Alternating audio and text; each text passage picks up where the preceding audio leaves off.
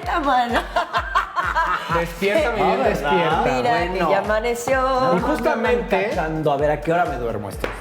Justamente hay que aprovechar, ya que salió el tema, felicitar a la gente que esté cumpliendo años. el día de hoy. Nunca lo hemos hecho. Nunca lo hemos Exacto, hecho. pues sería bonito hacerlo. Y a la gente que no esté cumpliendo años también. Feliz no cumpleaños. Feliz no cumpleaños. A ti. A tú.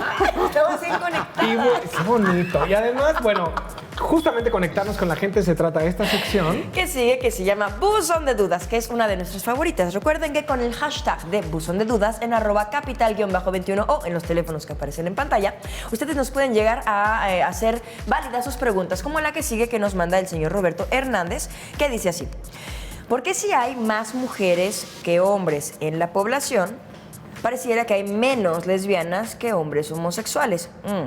¿Es así en realidad? ¿Es un asunto solo de percepción? ¿O es que muchas siguen en el closet? ¿O por qué consideran que es así? A ver, es que es todo un tema, ¿eh? Porque, claro, Yo siento que... es todo un tema. No, digamos que a nivel cancha, con la gente que tenemos de repente no mucho acceso a la información, a esta identidad de género, expresión, orientación sexual y demás, creo que siempre va a notarse más un hombre que se va de la regla de la masculinidad, o sea, que se va hacia lo femenino, que una mujer. O sea, le resulta a la sociedad menos escandaloso una mujer masculina que un hombre femenino. De ahí creo que la gente, haciendo un paneo general, pues ve menos mujeres que entienden como lesbianas. Ahora, quizá. yo creo que las mujeres lesbianas prefieren quedarse, digamos, ahí en el closet. ¿Pero por Sí, qué? porque es más cómodo, ¿no? Porque a lo mejor tienes más privilegios en este patriarcado y en esta cultura machista en la que las mujeres, ¿no? Que siguen de alguna forma que te tal abren vez... la puerta y esas cosas. Pues que te invitan, ¿no? La entrada, la comida, la salida, el todo. Y entonces tal vez, yo no sé, yo no estaba hablando con una amiga y me decía eso, fíjense. Me decía justo que pierdes de alguna forma derechos. Entonces le digo, ¿entonces sé que eres lesbiana a conveniencia o cómo? Y se reía, y sí. Pero o sea, sí. Ahora, Dice, me también- gustan las mujeres, pero a los hombres no se los digo y así ya también yo tengo algunos regalos. Y dije, a mí no me gusta eso porque eso es como, pues no es congruente, ¿sabes? Entonces es como aprovecharse. Cuando me conviene sí, cuando no me conviene también no. Que ¿o también qué? hay lesbianas recalcitrantes y recrudecidas que me parecen que son las que compiten con los hombres y son las que más se notan. ¿Por qué? Porque hay que estar al nivel de los machos mexicanos. Ahora, como la pregunta lo decía, es en realidad un asunto de percepción. Ahora, ¿de qué percepción? Porque como tú lo dices viéndolo desde afuera, a lo yo mejor digo no se que notan tantas porque se camuflajean, según tu punto de vista, ¿no? Entre que son amigas, ¿no? Y ves amigas que se agarran de la mano y es como normal. Y es menos común ver amigos que se agarran de la mano. Es que no Sin hay. embargo, verde, sí, no, sí hay, pero hay pocos. Sin embargo, desde el otro lado de perspectiva, no desde afuera, sino desde adentro, ¿no? Siendo como... LGBTTIQ. Exactamente. En realidad no hay. O sea, no hay tantas mujeres lesbianas que se acepten como lesbianas como homosexuales. Que vivan Eso es un hecho. abiertamente. quizá. Es un hecho. Mira, tú vas a un antro y en todos los antros gays tú encuentras fiesta todos los días. Y hay un día que es jueves de comadre, porque no hay un antro especial de mujeres. Ahora, yo creo que No lo esto hay. es un reflejo únicamente Porque hay poca demanda. de, como bien dijiste, del patriarcado y de la sociedad machista. Es decir, si la sociedad en general heterosexual vive regida por el machismo, digamos que la sociedad LGBT es solo un reflejo de ese machismo, porque también al interior LGBT hay Las machismo, mujeres, ¿no? como objeto, las mujeres lesbianas para un macho mexicano es padrísimo. Luego, entonces, ¿por qué no hay tantas mujeres lesbianas? Digo yo. No, No lo sé. Yo creo que es mucho miedo de salir del closet, porque creo que también hay también como, es por eso. esta cosa cultural, hay una cuestión por parte de los papás aún, sí, de mi hija, la boda, el vestido blanco, toda esta el cosa feminista que, sueño dorado. ya sabes. Ok, Entonces creo como que es muy mucha fuerte, expectativa. demasiada expectativa. Creo que da miedo salir, ¿no? Del closet justo por eso. Porque de que hay muchísimas, muchas de mis parejas han sido heterosexuales y resulta que, pues, que siempre no, ¿no? Cuando empezamos a bisexuales, salir, quizá. ¿sabes? Y no se aceptaban justo por miedo. Yo digo que homosexuales no, pero No. más casos me ha tocado de mujeres que no quieren salir del closet por cuestiones de miedo, de qué va a decir mi mamá, de que les voy a romper, ¿no? Esta cosa La de los burbuja. nietos, de... Pues no Ajá. sé, señor Roberto, la verdad es que es un tema complicado que ya vio, no tenemos muy claro tampoco nosotros, porque pues habla de las percepciones y de, como diría mi abuela en paz descanse, cada cabeza es un mundo. Bueno, ¿y qué les parece si el día de hoy vamos a En el Punto, que toca a un inmueble del siglo XVI, el convento de San Jerónimo, morada de nada más y nada menos que de Sor Juana Inés de la Cruz? ¿Me acompañan a conocerlo? Vamos a verlo. Vamos pues. Sor Juana.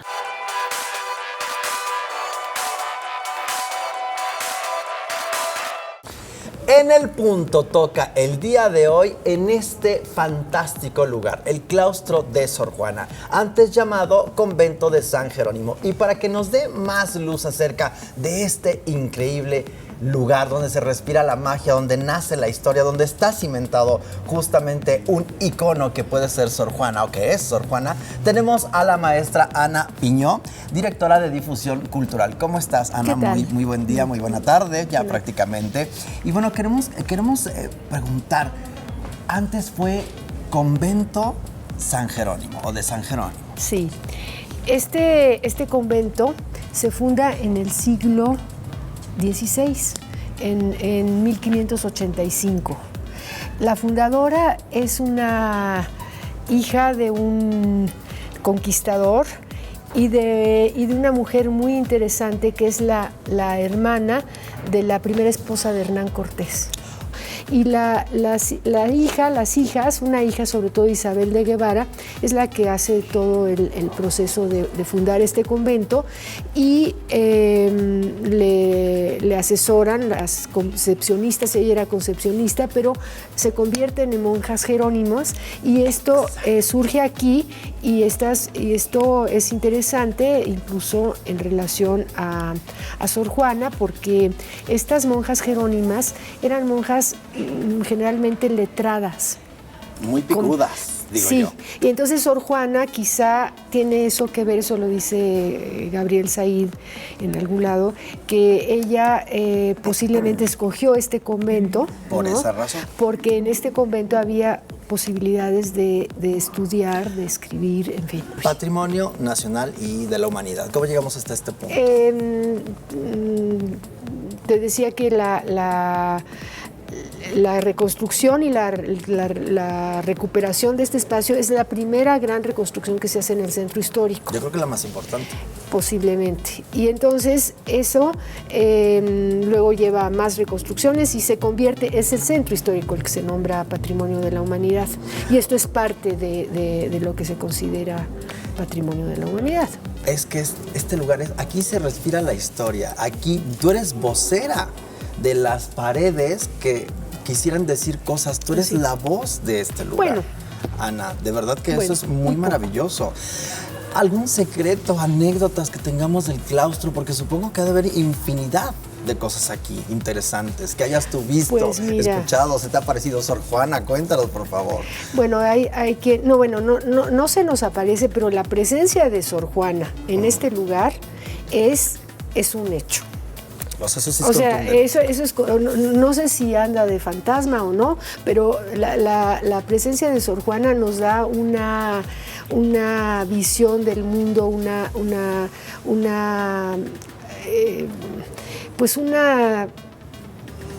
nos pone en una frecuencia. Tan es así que hay una universidad. Hay una universidad que es toda humanística. 40 años llevamos de la universidad. 40 años cumple el año que entra y bueno, hay una vida intensa, cultural, hay una presencia femenina muy importante también, o sea, esa es maravillosa, ¿no? Licenciatura de gastronomía, que decía Sor Juana que si Aristóteles más hubiera cocinado, más hubiera pensado, mejor hubiera pensado. Y entonces hay esa licenciatura, bueno, está todo lo de filosofía, escritura, las carreras de derechos humanos, de gestión de paz,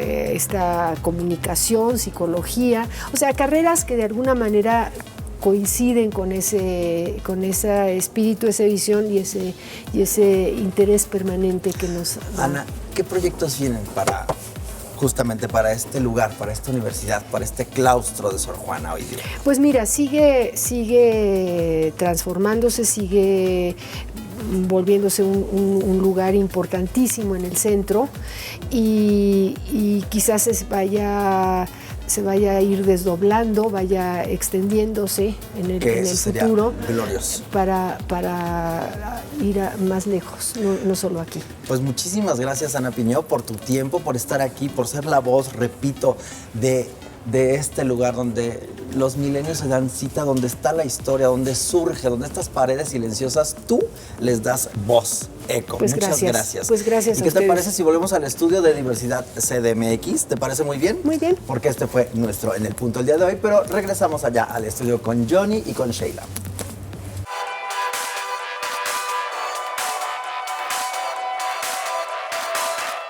Y bien, amigos, ya llegamos a esta sección dinámica, rápida, para recomendarles cosas geniales y divertidas. Con el hashtag ¿Qué te traes? Recuerden recomendarnos también y votar por su favorito. Y vamos a iniciar. Bueno, el día de hoy yo quiero recomendarles algo que les va a cambiar la vida. Yo no lo creía hasta que lo vi y son videos de felinos. Pueden buscarlos en internet. La dosis es un video por la mañana. Ahora, si te picas, no vas a poder ir al trabajo. Videos de felinos en Twitter, en Instagram, en la red. Así es que entren por favor y chéquenlos. Sean felices. Amigos, Disney es magia, es diversión y también es inclusión, pues ahora nos trae con su nueva serie animada de Dr. McStuffin la historia de una pequeñita que juega a curar a sus juguetes. Y en esta historia maravillosa tenemos un capítulo especial que tiene a una pareja leso-maternal que le enseña a su pequeñito qué hacer en caso de emergencia. Busquen este capítulo maravilloso que se llama In Case of Emergency. Disney, muchas gracias. Y bueno, yo no soy ni católico, ni creyente, ni me gusta la Navidad, pero lo que sí me gusta son las pastorelas. Creo que es básico de esta época ir al menos a una, ya sea en plazas públicas, en las delegaciones, en los teatros, en las escuelas. Esta divertida forma de evangelizar, porque para eso eran las pastorelas durante la colonia, es una de las diversiones más interesantes de esta época decembrina. Vayan a ver las pastorelas. Dale, Oigan. Qué maravilla de tema el día de hoy, porque yo los tenía bastante confundidos. Feminismo y lesbianismo. Bueno, de todos modos siguen siendo temas complicados, temas difíciles, temas complejos, pero esperamos haber podido aportarles algo, poquito, a que entendamos más cómo van los temas que no necesariamente van junto con pegado ni nada, ¿no? Exacto, pero aparte es muy importante que ustedes nos den retroalimentación con el hashtag de diversidad CDMX para saber cuáles son sus sugerencias, sus opiniones y también más preguntas acerca de este tema. No está de más recordarles que los domingos a las 10:30 de la noche tenemos nuestra repetición, Y así es que también por favor que nos vean. En el canal de YouTube también. Claro, para que lo revivan tantas veces quieran. Y nos manden sus comentarios también en tus redes. @la_supermana. @Sheila Ferrera. Y @Johnny Carmona. Nos vemos en la próxima y... ¡Tarán, tarán, tarán! ¡Tarán, tarán, tarán!